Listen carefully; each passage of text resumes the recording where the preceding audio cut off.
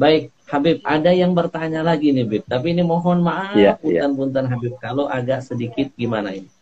Karena ini banyak sekali pertanyaan yang masuk eh, terkait eh,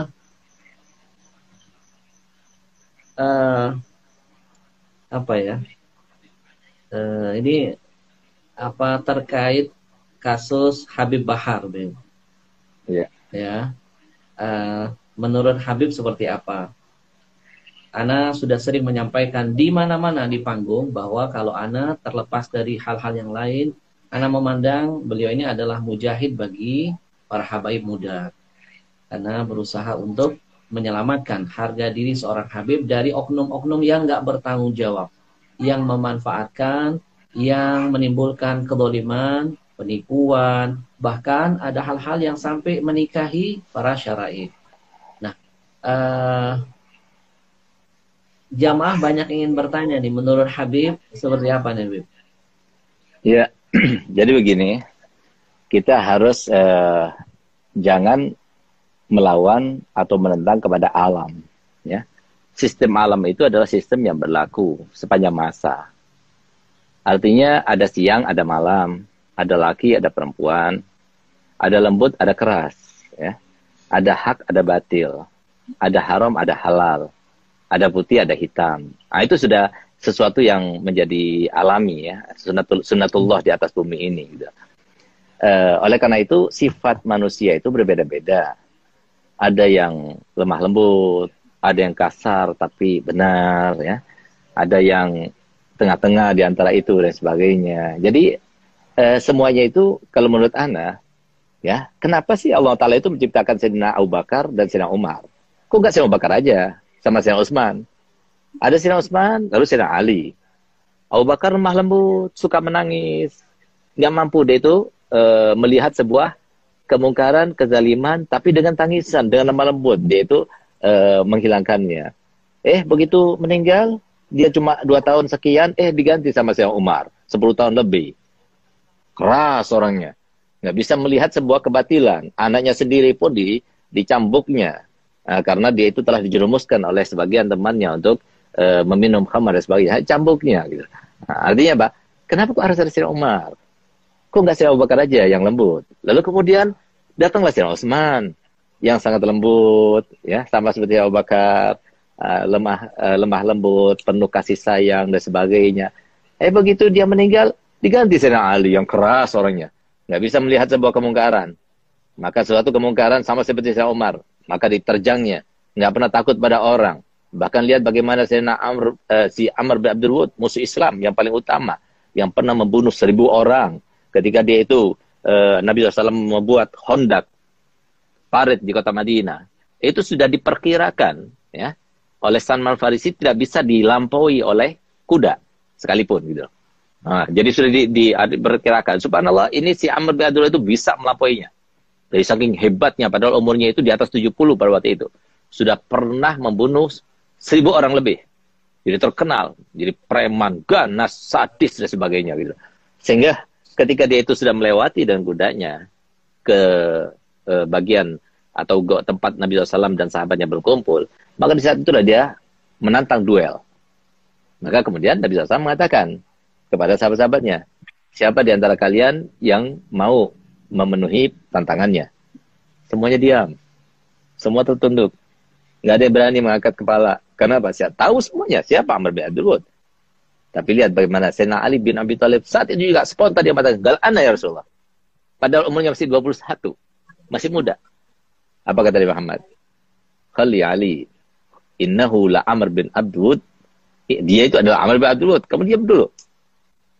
Ditawarkan lagi untuk kedua kalinya. Juga seperti itu menundukkan kepala para sahabat. Sayyidina Ali mengatakan, "Gal ana ya Rasulullah." Aku ya Rasul. Gal. Innahu Amr bin Abdul Wud ya Ali. Sampai ketiga kalinya nggak ada yang berani. Hanya Sayyidina Ali. Ketika dia mengatakan, "Gal ana ya Rasulullah," dipanggil oleh Nabi SAW, dikasihkan imamahnya Nabi SAW, dipakaikan, lalu berikan pedangnya Nabi kepadanya. Yaitu yang terkenal dengan pedang Zulfikar itu. Sehingga lihat bagaimana Sayyidina Ali itu ketika berduel dengannya. Dia katakan, kamu ini adalah seseorang yang terkenal, tidak pernah kasih pilihan kecuali kau pilih yang terbaik. Gal, ya, benar, aku itu orangnya. Kalau gitu aku akan berikan pilihan 3. Apa itu pilihanmu? Yang pertama, kamu pulang aja. Nggak usah kamu melawan kami. Nah, apa kata dia? Saya ini datang sini untuk menjaga harga diri. Saya datang sini untuk membantu golongan kami dan sebagainya. Saya tidak mau. Ada pilihan lain? Pilihan lain, katanya dia. Masuk ke agama Islam. Masuk agama Islam, aku akan peluk kamu. Dan kamu akan bersama kami. Aku tidak ada, dalam pilihanku, dalam hatiku tidak ada yang semacam itu. Kalau begitu, ada pilihan yang terakhir. Apa itu? Ayo kita berduel. Maka dia kaget, marah dia. Ini anak kecil, anak muda, dia itu berani menantangnya. Sehingga dia tanya, siapa kamu? Maka dijawab dengan syairnya yang terkenal. Ana alladhi sammatni ummi Haidara. Akulah yang dinamakan oleh ibuku sebagai Haidara. Haidara itu adalah macan, singa gitu. Jadi nggak ada takutnya ini beliau. Sampai akhirnya beliau berduel, pada waktu itu hampir 1 jam lamanya berduel. Dan kaum muslimin tidak tahu apa yang terjadi. Apakah Sayyidina Ali ini termasuk yang dibunuh atau enggak. Mereka itu hanya termangu, terkesima. Kenapa? Karena mereka nggak kelihatan. Debu itu berterbangan. Sehingga mereka itu tidak kelihatan. Mana Sayyidina Ali, mana Sayyidina Abdul Wud. Subhanallah, suatu waktu ketika dia itu sudah, dan Sayyidina Ali sempat tergores ya. Tergores punggungnya pada waktu itu. Nah, pada waktu Sayyidina Ali mempunyai kesempatan, maka kemudian ditebasnya kakinya sehingga dia tersungkur ke bawah. Ketika dia bangun, maka ketika mengambil pedangnya, ditebas oleh Sayyidina Ali dan tepat di tengah kepalanya dan menjadi 2 badannya. Itulah Sayyidina Ali. Sehingga Sayyidina Ali kemudian bertakbir, Allahu Akbar. Begitu dikatakan Allahu Akbar, semua kaum muslim mengatakan Allahu Akbar. Dan subhanallah, begitu debu itu sudah mulai ke bawah dan mulai tampak penglihatan pandangan, ternyata Sayyidina Ali yang memegang kepalanya si Amr bin Abdul kepada Nabi Muhammad SAW. Nah ini berani. Jadi pemberani luar biasa gitu. Tapi keras. Jangan sampai ada sebuah kezaliman di depannya Sayyidina Ali bin Abi Thalib. Kenapa harus ada Sayyidina Ali bin Abi Thalib? Kenapa harus ada Sayyidina Umar bin Khattab? Jadi memang ada orang yang harus itu keras. Jadi di Indonesia ini cukup kita ambil sejarah. Mohon maaf ya, kita ini orang Indonesia juga ya. Alhamdulillah saya ini dari segala macam dinasti saya ada. Ibu saya, Hubabah Khadijah binti Habib Muhammad Hinduan. Ibunya itu orang Madura. Masih keluarga Kiai As'ad. Ya, Kiai As'ad yang sekarang ini anaknya itu Kiai Khalil, yang ada di situ Bondo. Itu masih saudaranya mbah kita. Nah, dan keluarga dari ayah saya itu juga ada yang Raden dari kerajaan Sumenep. Jadi Mahfud MD itu kan dia itu RB. Kita juga RB. Nah, kita masih itu keluarga kesultanan gitu. Nah, jadi kita ini terkadang mohon maaf ya, Indonesia ini entah gimana ya, atau tabiatnya atau gimana. Kadang-kadang kita ini harus ingat sejarah. Kita ini sudah dijajah oleh Belanda ini selama 350 tahun. Nggak ada di dunia seperti itu gitu. 350 tahun. Nggak sadar-sadar juga kita itu dijajah begitu. Sehingga kadang-kadang nggak terlecut kita. Nggak sadar-sadar kecuali dengan kekerasan. Ya mungkin Allah Ta'ala mengirim seperti Habib Rizik ya, seperti Habib Bahar, yaitu supaya untuk melecut kita. Kalau nggak ada mereka, siapa yang berani? Coba buktinya, mana yang bisa menandingi Habib Bahar ataupun Habib Rizik bin Syihab yang selain Habaib? Mana di antara mereka? Nggak ada yang berani. Nah, itu salah satu rahmat. Kalau nggak ada mereka, tambah parah lagi Indonesia ini, negara ini. Jadi alhamdulillah ada yang seperti itu. Walaupun kita sendiri ya, walaupun Habib Bahar itu ada murid kami ya, dan bahkan sempat saya waktu dia keluar, telepon saya pada sore harinya, dan dia bilang, Beb, saya ini sekarang disambut ratusan ribu orang yang menyambut saya. Ya sebetulnya bukan dia yang memerintahkan mereka untuk menyambut ya, wallahualam, tapi mereka karena cinta kasihnya mereka kepada Habib Bahar, sehingga mereka itu banyak berkumpul ribuan orang, bahkan puluhan ribu orang pada waktu itu. Dan dia katakan, saya sempat berpesan kepada dia, Beb, ente sudah dipenjara sekian lama, tolong lebih arif, lebih bijak, berdakwalah dengan siasat, gitu ya. Nah, tapi nggak bisa dipaksakan Habib Ahmad. Ana sama antum mungkin sama ya. Dakwanya caranya lemah lembut gitu. Ada orang yang nggak bisa. Dia tuh nggak tahan. Melihat sebuah kemungkaran itu tidak tahan. Melihat sebuah kezaliman itu tidak tahan. Dan insya Allah yang lemah lembut pun di antara ulama juga seperti itu. Cuma caranya beda. Kita merangkul. Tapi ada yang memukul. Gitu. Kalau nggak ada yang memukul, semua merangkul, kita jadi babu terus. Jadi artinya perjuangan orang ulama yang keras ini, yang dikatakan Nabi SAW, afdhul jihad kalimatu haqqin urida biha batil. Jadi sebaik-baik jihad itu adalah sebuah kalimat yang benar yang diutarakan di depan raja yang zalim gitu ya. Nah, jadi seperti itu. Kalau nggak ada yang seperti itu, maka akhirnya kita dosa semuanya. Karena kan Amar ma'ruf nahi munkar itu kan harus dilaksanakan. Yang punya tangan dengan tangannya, yang punya lisan dengan lisannya, yang punya harta dengan hartanya, yang nggak bisa ya udah dengan hatinya gitu loh. Jadi artinya untung masih ada seperti mereka-mereka ini yang berani untuk menampakkan sebuah kebenaran. Kalau tidak kita dosa semuanya gitu loh. Artinya perjuangan mereka itu lebih banyak berkorban ketimbang kita, Beb Ahmad. Nah, kita ini melemah lembut. Kita ini kan diterima oleh semua kalangan karena kita lemah lembut. Tapi orang seperti dia dimusuhi banyak orang. Nah, mungkin kita nggak dimusuhi gitu. Nah, jadi lebih berat seperti beliau. Nah, jadi memang fenomena yang semacam ini harus ada di dunia ini ya. Jadi harus ada. Oleh karenanya di dalam pendidikan itu nggak boleh dengan cara lembut. Salah itu dengan cara lembut. Harus ada kekerasan juga. Karena apa? Setan itu satu-satunya takutnya itu dengan kekerasan. Nah, lalu kalau seumpama yang semacam itu tidak dibenarkan, ya, dengan mengatakan itu hak asasi manusia sebagai, loh kenapa di penjara itu harus ada kekerasan? Kenapa harus ada, ketika investigasi itu harus ada kekerasan? Kalau memang tidak boleh. Nah, ini kan juga untuk membenarkan, untuk meluruskan, untuk menjadikan orang itu baik kembali, pembinaan katanya di penjara pembinaan. Nah, ini kan juga pembinaan anak kita. Harusnya seperti itu dong. Jangan cuma ambil satu-satunya. Nah, kita ini kadang-kadang kalau nggak ada orang yang berani, kita ini nggak tampak, nggak kelihatan. Gitu. Jadi jazakallah khair, Habib Rizik, ya, Habib Bahar, semoga Allah panjangkan umurnya mereka berdua, ya. Dan kita harus menyikapi segala hal itu, ya. Jangan cuma dengan hawa nafsu, jangan. Nah, tapi kita sebagai Habib kita sudah sadar. Karena sebagaimana katakan Habib Abdullah bin Umar bin Yahya, al-habaib fi kulli waqt mabghut wa mahbub. Jadi kita ini harus siap. Di setiap saat itu ada yang benci sama kita, ada juga yang cinta kepada kita. Jadi kita nggak ada tuntutan. Tuntutan kita cuma satu, Allah ridho, Rasulullah bangga dan senang dengan cucunya. Masya Allah Habib. Baik teman-teman, kalau boleh menyimpulkan nasihat yang luar biasa dari Habib kita, bahwa ada saatnya kita memang boleh lembut, ada saatnya kita memang boleh keras. Kita butuh sosok yang lembut, kita juga membutuhkan sosok yang tegas, tapi dalam kebenaran. Ya, ibarat menanam pohon ya, Beb. Nggak semua pohon itu hanya perlu pupuk. Kadang-kadang perlu penyemprot hama, Beb. Betul, ada betul. pohon karena tanahnya subur, cukup ditanam, nggak usah dipupukin, dia bisa berbuah. Ada yang nggak bisa, perlu pakai pupuk biar cepat dia berbuahnya.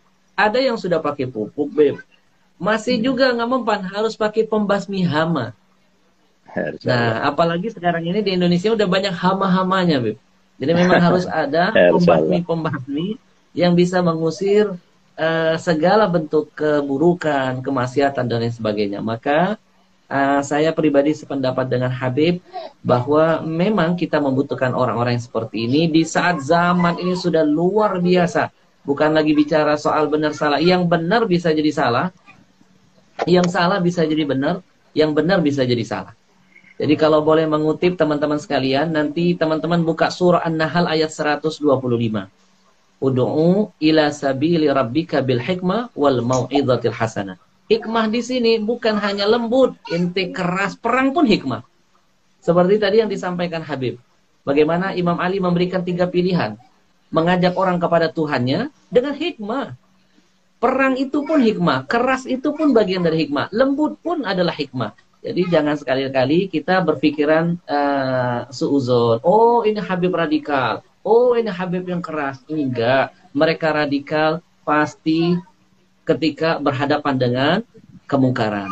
Maka mungkin kemarin teman-teman lihat kasus Habib Umar Asgab, bagaimana beliau dizalimin, dipukulin. Subhanallah, teman-teman bisa lihat bagaimana beliau memaafkan, beliau minta maaf, bahkan dikasih hadiah. Nah inilah akhlak para habaib. Kami diajarkan datuk-datuk kami seperti ini. Ketika berhubungan dengan masalah pribadi, kami akan siap memaafkan. Bahkan kami memberikan hadiah yang terbaik bagi orang yang sudah menzalimi. Tapi kami pun punya prinsip yang diajarkan datuk kami ketika berhubungan dengan Allah, berhubungan dengan Rasulullah, berhubungan dengan agama, maka tidak ada kata tawar-menawar bagi kami. Mungkin itu yang sekarang ini sedang diperjuangkan oleh para habaib-habib kita. Kita mendukung, karena sekarang ini Habib al-junun funun. Betul. Ya, orang gila itu macam-macam. Sekarang ini ada setan-setan medsos namanya, Bib. Nanti ada buku, Bib, mohon doanya. Ana lagi coba coret-coret judul bukunya, namanya Setan Medsos. Haji, Masya Allah. Pertama kali keluar kirimkan buat Ana, Bib. Betul Habib. Kita zaman dulu, maaf, kita lebih mudah ngadepin setan beneran, cukup baca ayat kursi, setannya kabur. Nah sekarang ini, Bib, wujudnya manusia, cuitannya mengalahkan setan kadang-kadang. Ya, Ya, Rasulullah. orang begini nggak Rasulullah. cukup pakai ayat kursi. Kursinya kata jamaah lemparin ke dia, Bib. Jadi maka sekali lagi nih jamaah mungkin sudah terpuaskan karena banyak sekali ingin melihat jawaban. Kisah Ali bin Abi Thalib tadi sudah memberikan sebuah jawaban yang luar biasa. Ya, tidak Rasulullah. mungkin Allah pilih Imam Ali, kemudian padahal ada Umar bin Khattab, kata Habib, bagaimana Umar itu, Masya Allah, Nabi sampai mengatakan, Inna syaitan yakhafu minka ya Umar. Syaitan aja takut, apalagi manusia, tapi Allah takdirkan Imam Ali. Jadi sekali lagi kalau ada Habib yang keras, tegas, bukan radikal, memang titisan darah dari dulu itu sudah diajarkan. Dan ditakdirkan Allah tidak pernah mau menerima kemungkaran di depan mata. Tidak akan pernah diam. Kita doakan Habib Bahar, mudah-mudahan makomnya terus dinaikkan oleh Amin. Allah. Segala bentuk kedoliman, ketidakadilan yang beliau rasakan menjadi asbab turunnya karamah berkah insya Allah buat beliau.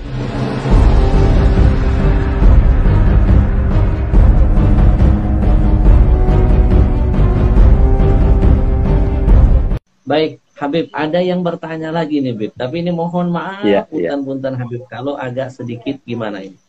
Karena ini banyak sekali pertanyaan yang masuk eh, terkait eh, eh, apa ya? Ini apa terkait kasus Habib Bahar, Bib. Iya. Ya, menurut Habib seperti apa? Ana sudah sering menyampaikan di mana-mana di panggung bahwa kalau Ana terlepas dari hal-hal yang lain, Ana memandang beliau ini adalah mujahid bagi para habaib muda. Karena berusaha untuk menyelamatkan harga diri seorang Habib dari oknum-oknum yang nggak bertanggung jawab, yang memanfaatkan, yang menimbulkan kedoliman, penipuan, bahkan ada hal-hal yang sampai menikahi para syara'i. Nah, jamaah banyak ingin bertanya nih, menurut Habib seperti apa nih, Habib? Ya, jadi begini, kita harus jangan melawan atau menentang kepada alam. Ya, sistem alam itu adalah sistem yang berlaku sepanjang masa.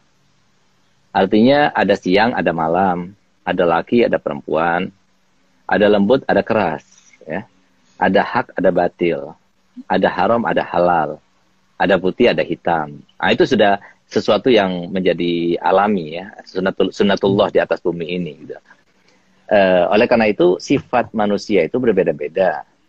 Ada yang lemah lembut, ada yang kasar tapi benar, ya, ada yang tengah-tengah di antara itu dan sebagainya. Jadi semuanya itu kalau menurut Ana, ya, kenapa sih Allah Ta'ala itu menciptakan Sayyidina Abu Bakar dan Sayyidina Umar? Kok nggak Sayyidina Abu Bakar aja sama Sayyidina Utsman? Ada Sayyidina Utsman, lalu Sayyidina Ali. Abu Bakar lemah lembut, suka menangis, nggak mampu dia itu melihat sebuah kemungkaran, kezaliman, tapi dengan tangisan, dengan lemah lembut dia itu menghilangkannya. Begitu meninggal, dia cuma 2 tahun sekian, diganti sama Sayyidina Umar, 10 tahun lebih. Keras orangnya. Nggak bisa melihat sebuah kebatilan. Anaknya sendiri pun dicambuknya. Karena dia itu telah dijerumuskan oleh sebagian temannya untuk meminum khamar dan sebagainya. Cambuknya. Gitu. Nah, artinya apa? Kenapa kok harus ada Sayyidina Umar? Kok nggak Sayyidina Abu Bakar aja yang lembut? Lalu kemudian datanglah Sayyidina Utsman yang sangat lembut, ya, sama seperti Abu Bakar, lemah lembut, penuh kasih sayang dan sebagainya. Begitu dia meninggal, diganti Sayyidina Ali yang keras orangnya, nggak bisa melihat sebuah kemungkaran. Maka suatu kemungkaran sama seperti Sayyidina Umar, maka diterjangnya, nggak pernah takut pada orang. Bahkan lihat bagaimana Sayyidina Amr bin Abdul Wud, musuh Islam yang paling utama, yang pernah membunuh 1000 orang. Ketika dia itu Nabi SAW membuat hondak parit di kota Madinah, itu sudah diperkirakan, ya, oleh Salman Farisi tidak bisa dilampaui oleh kuda sekalipun gitu. Nah, jadi sudah diperkirakan. Subhanallah, ini si Amr bin Abdullah itu bisa melampauinya. Dari saking hebatnya, padahal umurnya itu di atas 70 pada waktu itu. Sudah pernah membunuh 1000 orang lebih. jadi terkenal, jadi preman, ganas, sadis dan sebagainya gitu. Sehingga ketika dia itu sudah melewati dan kudanya ke bagian atau tempat Nabi SAW dan sahabatnya berkumpul, maka di saat itulah dia menantang duel. Maka kemudian Nabi SAW mengatakan kepada sahabat-sahabatnya, siapa di antara kalian yang mau memenuhi tantangannya? Semuanya diam. Semua tertunduk. Nggak ada yang berani mengangkat kepala. Kenapa? Saya tahu semuanya. Siapa Amr bin Abdul Wud. Tapi lihat bagaimana Sayyidina Ali bin Abi Thalib saat itu juga spontan dia mengatakan, gal ana ya Rasulullah. Padahal umurnya masih 21. Masih muda. Apa kata Nabi Muhammad? Khali Ali. Innahu la Amr bin Abdul Wud. Dia itu adalah Amr bin Abdul Wud. Kamu diam dulu. Ditawarkan lagi untuk kedua kalinya. Juga seperti itu menundukkan kepala para sahabat. Sayyidina Ali mengatakan, gal ana ya Rasulullah. Aku ya Rasul. Gal. Innahu Amr bin Abdul Wud ya Ali. Sampai ketiga kalinya nggak ada yang berani. Hanya saya Ali. Ketika dia mengatakan, gal ana ya Rasulullah. Dipanggil oleh Nabi SAW. Dikasihkan imamahnya Nabi SAW. Dipakaikan. Lalu berikan pedangnya Nabi kepadanya. Yaitu yang terkenal dengan pedang Zulfikar itu. Sehingga lihat bagaimana Sayyidina Ali itu ketika berduel dengannya. Dia katakan, kamu ini adalah seseorang yang terkenal. Tidak pernah kasih pilihan kecuali kau pilih yang terbaik. Gal ya. Benar. Aku itu orangnya. Kalau gitu aku akan berikan pilihan 3. Apa itu pilihanmu? Yang pertama, kamu pulang aja. Jangan usah kamu melawan kami. Nah, apa kata dia? Saya ini datang ke sini untuk menjaga harga diri. Saya datang ke sini untuk membantu golongan kami dan sebagainya. Saya tidak mau. Ada pilihan lain? Pilihan lain, katanya dia. Masuk ke agama Islam. Masuk agama Islam, aku akan peluk kamu. Dan kamu akan bersama kami. Aku tidak ada, dalam pilihanku, dalam hatiku tidak ada yang semacam itu. Kalau begitu, ada pilihan yang terakhir. Apa itu? Ayo kita berduel. Maka dia kaget, marah dia. Ini anak kecil, anak muda, dia itu berani menantangnya. Sehingga dia tanya, siapa kamu? Maka dijawab dengan syairnya yang terkenal. Ana alladhi sammatni ummi Haidara. Akulah yang dinamakan oleh ibuku sebagai Haidara. Haidara itu adalah macan, singa gitu. Jadi nggak ada takutnya ini beliau. Sampai akhirnya beliau berduel, pada waktu itu hampir 1 jam lamanya berduel. Dan kaum muslimin tidak tahu apa yang terjadi. Apakah Sayyidina Ali ini termasuk yang dibunuh atau enggak. Mereka itu hanya termangu, terkesima. Kenapa? Karena mereka nggak kelihatan. Debu itu berterbangan. Sehingga mereka itu tidak kelihatan. Mana Sayyidina Ali, mana Sayyidina Abdul Wud.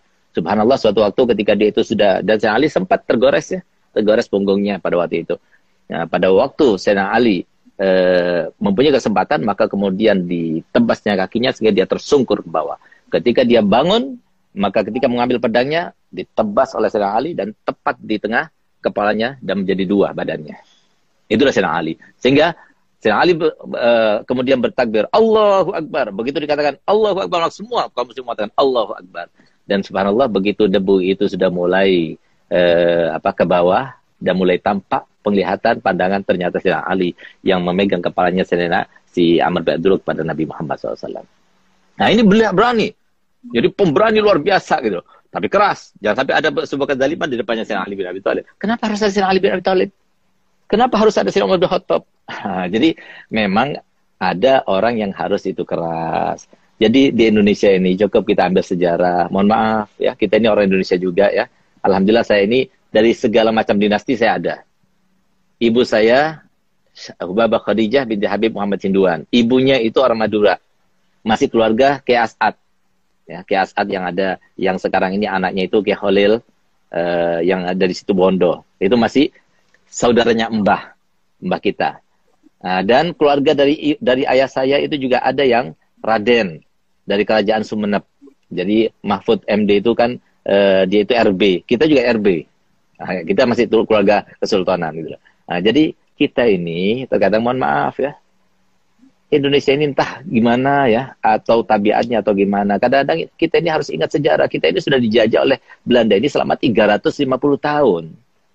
Nggak ada di dunia seperti itu gitu. 350 tahun. Nggak sadar-sadar juga kita itu dijajah begitu. Sehingga kadang-kadang nggak terlecut kita. Nggak sadar-sadar kecuali dengan kekerasan. Ya mungkin Allah Ta'ala mengirim seperti Habib Rizik ya, seperti Habib Bahar, yaitu supaya untuk melecut kita. Kalau nggak ada mereka, siapa yang berani? Coba buktinya, mana yang bisa menandingi Habib Bahar ataupun Habib Rizik bin Syihab yang selain Habaib? Mana di antara mereka? Nggak ada yang berani. Nah, itu salah satu rahmat. Kalau nggak ada mereka, tambah parah lagi Indonesia ini, negara ini. Jadi alhamdulillah ada yang seperti itu. Walaupun kita sendiri ya, walaupun Habib Bahar itu ada murid kami ya, dan bahkan sempat saya waktu dia keluar, telepon saya pada sore harinya, dan dia bilang, Beb, saya ini sekarang disambut ratusan ribu orang yang menyambut saya. Ya sebetulnya bukan dia yang memerintahkan mereka untuk menyambut ya, wallahualam, tapi mereka karena cinta kasihnya mereka kepada Habib Bahar, sehingga mereka itu banyak berkumpul ribuan orang, bahkan puluhan ribu orang pada waktu itu. Dan dia katakan, saya sempat berpesan kepada dia, Beb, ente sudah di penjara sekian lama, tolong lebih arif, lebih bijak, berdakwalah dengan siasat, gitu ya. Nah, tapi nggak bisa dipaksakan Habib Ahmad. Ana sama antum mungkin sama ya, dakwanya caranya lemah lembut gitu. Ada orang yang nggak bisa, dia tuh nggak tahan, melihat sebuah kemungkaran itu tidak tahan, melihat sebuah kezaliman itu tidak tahan. Dan insya Allah yang lemah lembut pun di antara ulama juga seperti itu, cuma caranya beda. Kita merangkul, tapi ada yang memukul, gitu. Kalau nggak ada yang memukul, semua merangkul, kita jadi babu terus. Jadi artinya perjuangan orang ulama yang keras ini, yang dikatakan Nabi SAW, afdul jihad kalimatu haqqin urida biha batil. Jadi sebaik-baik jihad itu adalah sebuah kalimat yang benar yang diutarakan di depan raja yang zalim, gitu ya. Nah, jadi seperti itu. Kalau nggak ada yang seperti itu, maka akhirnya kita dosa semuanya. Karena kan amar ma'ruf nahi munkar itu kan harus dilaksanakan. Yang punya tangan dengan tangannya, yang punya lisan dengan lisannya, yang punya harta dengan hartanya, yang nggak bisa ya udah dengan hatinya gitu. Jadi artinya untung masih ada seperti mereka-mereka ini yang berani untuk menampakkan sebuah kebenaran. Kalau tidak kita dosa semuanya gitu. Artinya perjuangan mereka itu lebih banyak berkorban ketimbang kita, Beb Ahmad. Nah, kita ini melemah lembut. Kita ini kan diterima oleh semua kalangan karena kita lemah lembut. Tapi orang seperti dia dimusuhi banyak orang. Nah, mungkin kita nggak dimusuhi gitu. Nah, jadi lebih berat seperti beliau. Nah, jadi memang fenomena yang semacam ini harus ada di dunia ini ya. Jadi harus ada. Oleh karenanya di dalam pendidikan itu nggak boleh dengan cara lembut. Salah itu dengan cara lembut. Harus ada kekerasan juga. Karena apa? Setan itu satu-satunya takutnya itu dengan kekerasan. Lalu kalau seumpama yang semacam itu tidak dibenarkan, ya, dengan mengatakan itu hak asasi manusia sebagai, loh kenapa di penjara itu harus ada kekerasan? Kenapa harus ada, ketika investigasi itu harus ada kekerasan? Kalau memang tidak boleh. Nah, ini kan juga untuk membenarkan, untuk meluruskan, untuk menjadikan orang itu baik kembali, pembinaan katanya di penjara pembinaan. Nah, ini kan juga pembinaan anak kita. Harusnya seperti itu dong. Jangan cuma ambil satu-satunya. Nah, kita ini kadang-kadang kalau nggak ada orang yang berani, kita ini nggak tampak, nggak kelihatan. Gitu. Jadi jazakallah khair, Habib Rizik, ya, Habib Bahar, semoga Allah panjangkan umurnya mereka berdua, ya. Dan kita harus menyikapi segala hal itu, ya. Jangan cuma dengan hawa nafsu, jangan. Nah, tapi kita sebagai Habib kita sudah sadar. Karena apa? Sebagaimana katakan Habib Abdullah bin Umar bin Yahya, al-habaib fi kulli waqt mabghut wa mahbub. Jadi kita ini harus siap. Di setiap saat itu ada yang benci sama kita, ada juga yang cinta kepada kita. Jadi kita nggak ada tuntutan. Tuntutan kita cuma satu, Allah ridho, Rasulullah bangga dan senang dengan cucunya. Masya Allah Habib. Baik teman-teman, kalau boleh menyimpulkan nasihat yang luar biasa dari Habib kita, bahwa ada saatnya kita memang boleh lembut, ada saatnya kita memang boleh keras. Kita butuh sosok yang lembut, kita juga membutuhkan sosok yang tegas, tapi dalam kebenaran. Ya, ibarat menanam pohon ya, Beb. Nggak semua pohon itu hanya perlu pupuk. Kadang-kadang perlu penyemprot hama, Beb. Betul, ada betul. pohon karena tanahnya subur, cukup ditanam, nggak usah dipupukin, dia bisa berbuah. Ada yang nggak bisa, perlu pakai pupuk biar cepat dia berbuahnya. Ada yang sudah pakai pupuk, Beb, masih juga nggak mempan, harus pakai pembasmi hama. Nah, apalagi sekarang ini di Indonesia udah banyak hama-hamanya, Beb. Jadi memang harus ada pembasmi yang bisa mengusir segala bentuk keburukan, kemaksiatan dan lain sebagainya. Maka saya pribadi sependapat dengan Habib bahwa memang kita membutuhkan orang-orang yang seperti ini di saat zaman ini sudah luar biasa. Bukan lagi bicara soal benar salah. Yang benar bisa jadi salah, yang salah bisa jadi benar, yang benar bisa jadi salah. Jadi kalau boleh mengutip teman-teman sekalian, nanti teman-teman buka surah An-Nahl ayat 125. Ud'u ila sabili rabbika bil hikmah wal mau'izatil hasanah. Hikmah di sini bukan hanya lembut, inti keras, perang pun hikmah. Seperti tadi yang disampaikan Habib. Bagaimana Imam Ali memberikan 3 pilihan. mengajak orang kepada Tuhannya dengan hikmah. Perang itu pun hikmah, keras itu pun bagian dari hikmah, lembut pun adalah hikmah. Jadi jangan sekali-kali kita berpikiran suuzon. Oh, ini Habib radikal. Oh, ini Habib yang keras. Enggak, mereka radikal pasti ketika berhadapan dengan kemungkaran. Maka mungkin kemarin teman-teman lihat kasus Habib Umar Asgab, bagaimana beliau dizalimi, dipukulin. Subhanallah, teman-teman bisa lihat bagaimana beliau memaafkan, beliau minta maaf, bahkan dikasih hadiah. Nah, inilah akhlak para habaib. Kami diajarkan datuk-datuk kami seperti ini. Ketika berhubungan dengan masalah pribadi, kami akan siap memaafkan. Bahkan kami memberikan hadiah yang terbaik bagi orang yang sudah menzalimi. Tapi kami pun punya prinsip yang diajarkan datuk kami ketika berhubungan dengan Allah, berhubungan dengan Rasulullah, berhubungan dengan agama, maka tidak ada kata tawar-menawar bagi kami. Mungkin itu yang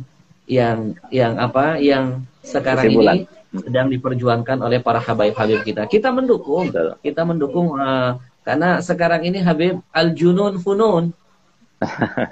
Betul. Ya, orang gila itu macam-macam. Sekarang ini ada setan-setan medsos namanya, Bib. Nanti ada buku, Bib, mohon doanya. Ana lagi coba coret-coret, judul bukunya namanya Setan Medsos. Haji, Masya Allah. Pertama kali keluar kirimkan buat anak, Bib. Betul, Habib. Kita zaman dulu, kita lebih mudah ngadepin setan beneran, cukup baca ayat kursi, setannya kabur. Nah, sekarang ini, Bib, wujudnya manusia, cuitannya mengalahkan setan kadang-kadang. Ya, orang begini nggak cukup pakai ayat kursi. Kursinya kata jamaah lemparin ke dia, Bib. Jadi maka sekali lagi nih jamaah mungkin sudah terpuaskan karena banyak sekali ingin melihat jawaban. Kisah Ali bin Abi Thalib tadi sudah memberikan sebuah jawaban yang luar biasa. Ya, tidak mungkin Allah pilih Imam Ali, kemudian padahal ada Umar bin Khattab, kata Habib, bagaimana Umar itu Masya Allah, Nabi sampai mengatakan inna syaitan yakhafu minka ya Umar. Syaitan aja takut, apalagi manusia. Tapi Allah takdirkan Imam Ali. Jadi sekali lagi kalau ada Habib yang keras, tegas, bukan radikal, memang titisan darah dari dulu itu sudah diajarkan dan ditakdirkan Allah tidak pernah mau menerima kemungkaran di depan mata. Tidak akan pernah diam. Kita doakan Habib Bahar, mudah-mudahan makomnya terus dinaikkan oleh Allah. Segala bentuk kezaliman, ketidakadilan yang beliau rasakan menjadi asbab turunnya karamah berkah insyaallah buat beliau.